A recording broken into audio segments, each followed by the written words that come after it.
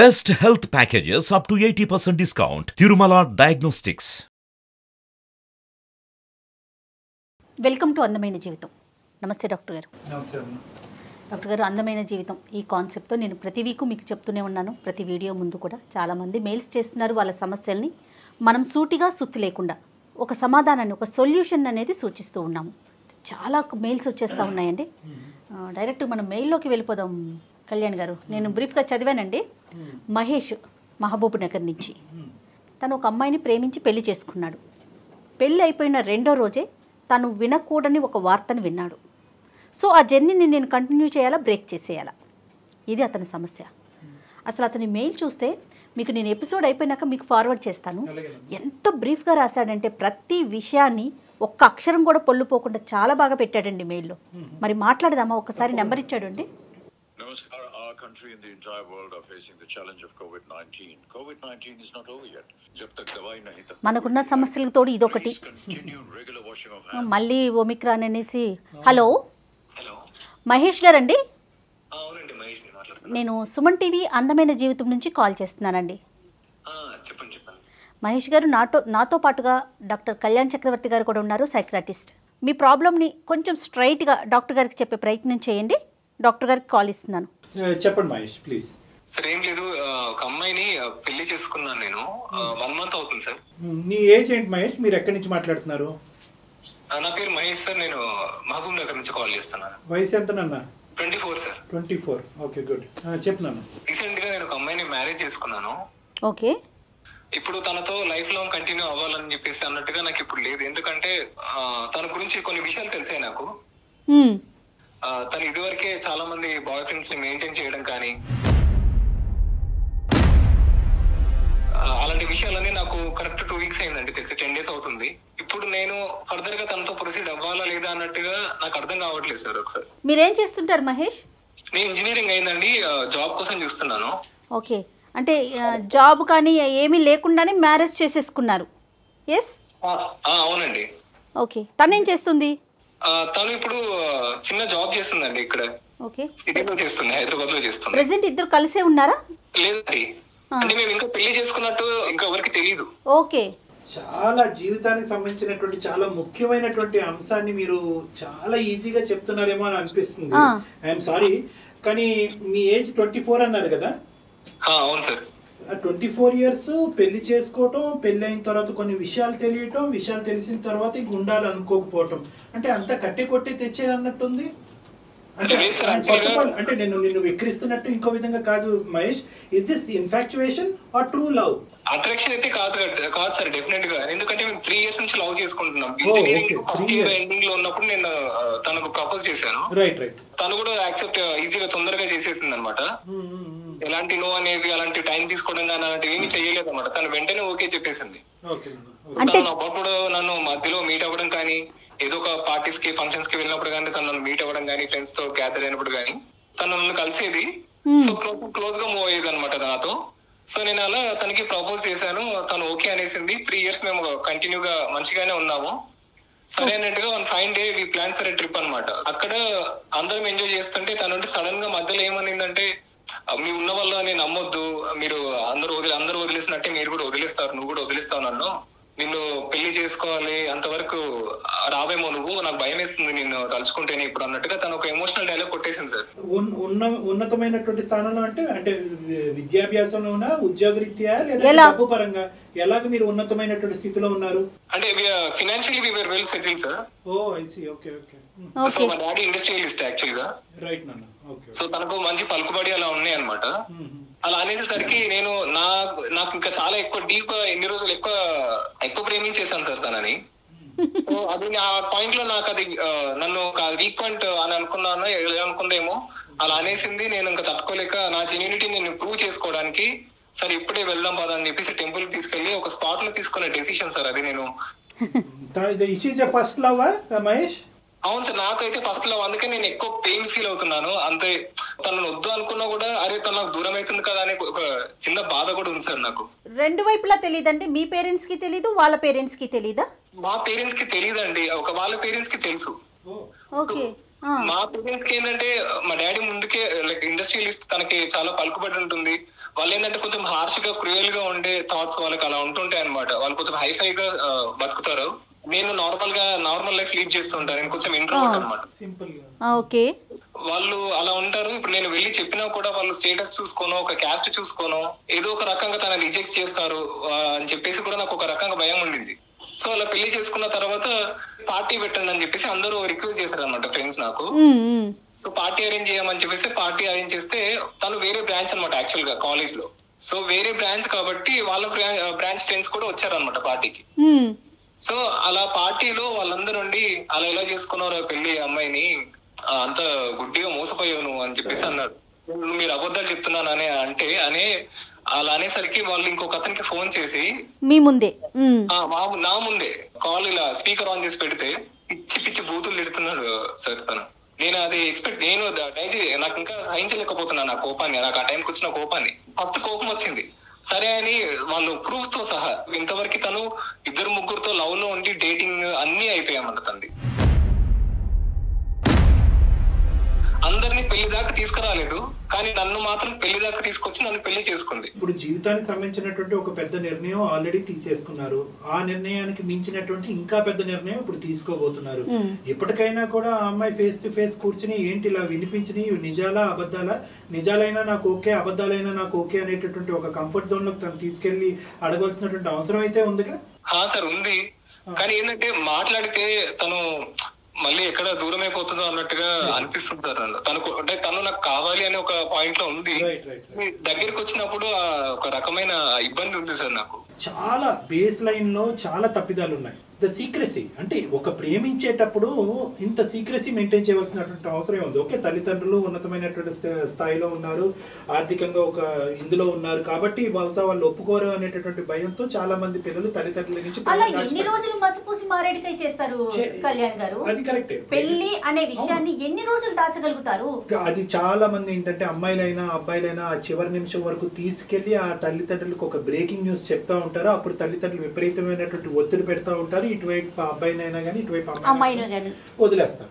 So ఇప్పుడు నేను చెప్పేది ఏంటంటే మహేష్, కొన్ని కీలకమైనటువంటి తప్పిదాలు ఉన్నాయి ఇక్కడ. ఒకటి, ఒక ప్రేమించేటప్పుడు ఇంత సీక్రెసీ మెయింటైన్ చేయవలసినటువంటి అవసరం లేదు. ఇక్కడ ఏంటంటే మీ తల్లిదండ్రులను సీక్రెట్ గా మెయింటైన్ చేశారు, ఎంత కాదనుకున్నా కూడా మీ స్నేహితుల దగ్గర నుంచి కూడా మీరు సీక్రెసీ మెయింటైన్ చేశారు. కాబట్టి ఈ తర్వాత పార్టీలో పరిచయం అయినటువంటి వాళ్ళందరూ కూడా అమ్మాయి ఇలాంటిదిరా అలాంటిదిరా అని చెప్పారు. అంటే ఇప్పటికీ కూడా నేను అనుకునేది ఏంటంటే, అంటే నేను ఎప్పుడు ఆప్టమిస్టిక్ థింకర్, నాలాగా మీరు ఉండాలని నేను అనుకోవట్లేదు. నేనేమంటానంటే బహుశా ఈ ఫ్రెండ్స్ అందరూ కూడా అబద్ధాలు చెప్తున్నారేమో అనేది ఆ కోణంలో ఎప్పుడైనా ఆలోచించారా మీరు మహేష్? నేను ఫస్ట్ నమ్మలేదు సార్, నేను చెప్తున్నాను కదా, నాకు చాలా కోపం వచ్చేసింది ఫస్ట్ లో. కానీ తర్వాత వాళ్ళు కలిసి దిగిన ఫోటోస్, వాళ్ళు ఎంజాయ్ చేసిన విషయాలు కూడా నాకు చెప్పిన తర్వాత చాలా బాధ చేసింది సార్ ఆ టైంలో, ఆ మూమెంట్ లో. మహేష్, ఇక్కడ ఇంకొక విషయం మహేష్, ఒకటి ఆలోచించండి. ఒక వ్యక్తి మీద జలస్ అనేది క్రియేట్ అయితే దాన్ని మనం ఏ లెవెల్కైనా తీసుకెళ్లొచ్చు. ఇప్పుడు టెక్నాలజీ విపరీతంగా పెరిగిపోయింది. ఒక్కసారి ఆ వైపు నుంచి ఆలోచించండి మీరు. తను వేరే ఏమంటారు, కొన్నిసార్లు నాకు అనుమానం వచ్చినా కూడా నేను పట్టించుకోలేదని కూడా చెప్పాను కదా. సో ఆ అనుమానానికి అప్పుడు నేను అనుమానించకపోవడానికి ఇప్పుడు వీళ్ళు చెప్పిన దానికి కనెక్ట్ అయినట్టుగా నాకు అనిపించినాయండి. సో తన ఫ్రీక్వెంట్ గా మళ్ళీ చేయడం అనేది నాకు అక్కడ కనెక్ట్ అయిపోయింది అనమాట. నేను అక్కడ బలంగా నమ్మాలి అన్నట్టుగా అయిపోయింది. సింపుల్ గా చెప్పాలి అంటే కనుక ఒక ఉడికెత్తేటటువంటి రక్తం అంటారు, ఏదో అంటారు చూడండి, ఆ ఎనర్జీ మీలో కనిపించింది. అంటే ఆ ఇంపల్సివిటీ కనిపించింది, ఆ తొందరపాటుతనం కనిపించింది. ఓకే, దీని అంతటికీ కారణం నా ప్రేమ చాలా స్వచ్ఛమైంది, బలమైంది, 3 సంవత్సరాల పాటు నేను ఇంకో ప్రేమ అనేటువంటి నా జీవితంలో లేదు, this is the first and only love గా మీరు ముందుకెళ్ళటం అనేది మేము అందరూ అప్రిషియేట్ చేసినా కూడా మాకు ఇప్పుడు ఏమనిపిస్తుంది అంటే బహుశా ఈ ప్రేమ అనేటటువంటిది కొంతవరకు కొన్ని అంశాలని తీసి పక్కన పెట్టేసి మీరు కళ్ళు మూసుకుని బ్లైండ్ గా ముందుకెళ్లి పెళ్లి వరకు వెళ్ళిపోయినట్టుగా అనిపిస్తుంది మహేష్. బ్లైండ్ గా వెళ్ళడం అనేది కాదు కదా సార్, ఎందుకంటే 3 years నుంచి నేను ఎంత లవ్ చేశానో తనకు తెలుసు, తను నాకు అంత లవ్ చూపించింది కూడా. తను ఇప్పుడు అది నిజం కాదు అంటే అలా జరిగింది. మరి నా దగ్గర వచ్చేసరికి తను ఇలాంటి వర్క్ ఇంకా ఎవరిని కలవట్లేదు, ఏమీ చేయట్లేదు. నాకు ఒక డైలమాలో ఉండిపోతున్నాను. మరి నా దగ్గర నిజంగానే అనిపించిందా? మహేష్, ఇక్కడ two very important questions that will decide your life. మీ జీవిత ప్రయాణాన్ని డిసైడ్ చేసే రెండు ముఖ్యమైనటువంటి అంశాలు. ఒకటి, 3 సంవత్సరాల పాటు స్వచ్ఛంగా నేను ప్రేమించాను కాబట్టి బహుశా నాకు సంబంధించినటువంటి ఈ వ్యక్తి యొక్క గతం గురించి నాకు అనవసరం, బహుశా గతంలో ఇన్ఫాక్చుయేషన్స్ అయి ఉండొచ్చు, అట్రాక్షన్స్ అయి ఉండొచ్చు, ప్రేమ అయి ఉండొచ్చు, ప్రేమలో ఈ అమ్మాయి తప్పు వల్ల బయటకు వచ్చి ఉండొచ్చు, లేదంటే అవతల వ్యక్తి యొక్క తప్పు వల్ల బయటకు వచ్చి ఉండొచ్చు, లేదంటే ఇద్దరు మ్యాచ్ అవ్వకపోవటం వల్ల విడిపోయి అయి ఉండొచ్చు. కానీ మీతో పాటు జీవితాంతం ఈ అమ్మాయి ప్రయాణం చేయడానికి నిర్ణయించుకున్న తర్వాతే ముందుకు వచ్చింది అని అనుకునే ఆలోచనతో ప్రేమించినందుకు ఈ అమ్మాయితో గతాన్ని పక్కన పెట్టి ముందుకు వెళ్ళటం అన్నది ఒక అంశం. రెండోది ఏంటంటే ముందు తెలియవలసినటువంటి అంశాలు తర్వాత తెలిసినాయి కాబట్టి ఇప్పటికైనా కూడా ఏం మించిపోలేదు. నా తల్లిదండ్రులకి చెప్తాను, లేదంటే నాకు తెలిసిన అందరికీ చెప్తాను. ఆ అమ్మాయికి వెళ్ళి నేను ఎక్స్ప్లెయిన్ చేస్తాను ఎందుకు ఈ ప్రేమ అనేటటువంటిది, ఈ పెళ్లి అనేటువంటిది వర్కౌట్ అవుతాం అని చెప్పి విడిపోవటం, దూరం అవటం.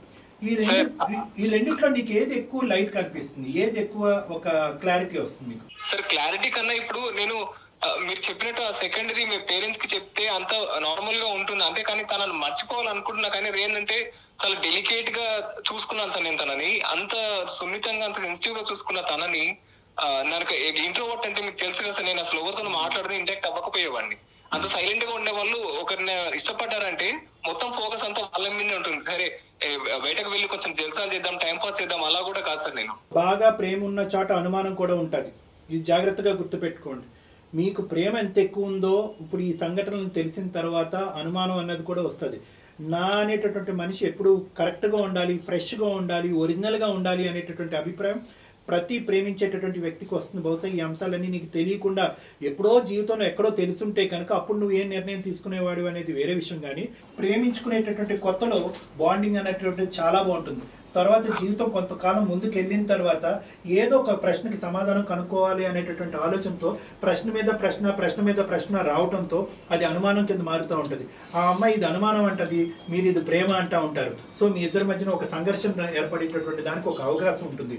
ఈ ప్రేమ అనేటటువంటిది అనుమానం అనేటటువంటి సబ్జెక్ట్ కానీ, ఈ అమ్మాయికి సంబంధించినటువంటి గతం అనేటటువంటి సబ్జెక్ట్ని కానీ కంప్లీట్గా కప్పిపుచ్చేటటువంటి పరిస్థితి ఉంటే ఖచ్చితంగా మీరు ముందుకెళ్ళటం మంచిది. ఒకప్పుడు లేదు సార్, ఒక పక్క నుంచి ప్రేమను కాపాడుకోవాలి, ఈ పెళ్లిని కాపాడుకోవాలనే ఆలోచన ఒక పక్క నుంచి, ఇంకొక పక్క నుంచి ఎందుకు ఇలా అయింది, ఈ అమ్మాయి నన్ను ఎందుకు ఇలా చేసింది, రానున్న రోజుల్లో ఇలాగే చేయకుండా ఉంటుందా, అందరూ ఎంతో మంది మగవాళ్ళతో ఆడుకునేటటువంటి ఈ అమ్మాయి నాతో కూడా ఆడుకుంటుందా అనేటటువంటి ప్రశ్నలతో ఉంటే కనుక నేను ఆప్షన్ ఏలో చెప్పినటువంటి ప్రయాణం చాలా కష్టం అవుతుంది. నీకే కాదు, ఆ అమ్మాయికి కూడా చాలా కష్టం అవుతుంది.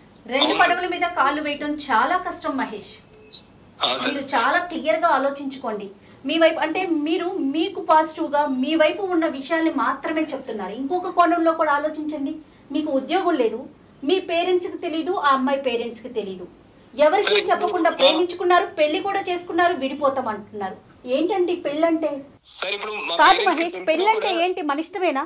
మనం చేసుకోవటం, మనకు నచ్చకపోతే 2వ రోజు 3వ రోజు 10వ రోజు విడిపోవటమేనా? ఇంకా సమస్యకి పరిష్కారాలు లేవా? ఇంకా పెళ్ళిళ్ళు ఎందుకు? మీ ఇష్టానికి మీరు చేసేసుకోవటం, మీ ఇష్టానికి మీకు సమస్యలు క్రియేట్ అవటం, మీ ఇష్టానికి మీరు విడిపోవటం. నాకు ఉండాలని లేదు, ఖరాఖండిగా చెప్తున్నారు మీరు, ఆలోచన అంటూ లేకుండా. రెండో వైపు ఆలోచించరా మీరు? ఉండాలని ఉందా, విడిపోవాలని ఉందా మహేష్? వదిలి ఉండలేకపోతున్నా అనేది బాధ ఎక్కువ ఉంది. తను సరే తను అదే చేసింది, అలా విషయం యాక్సెప్ట్ చేయాలా వద్దా అనేది నాకు ఇంకా అర్థం కాదు. అసలు రెండో తనే చెప్తున్నారు కదా డాక్టర్ గారు.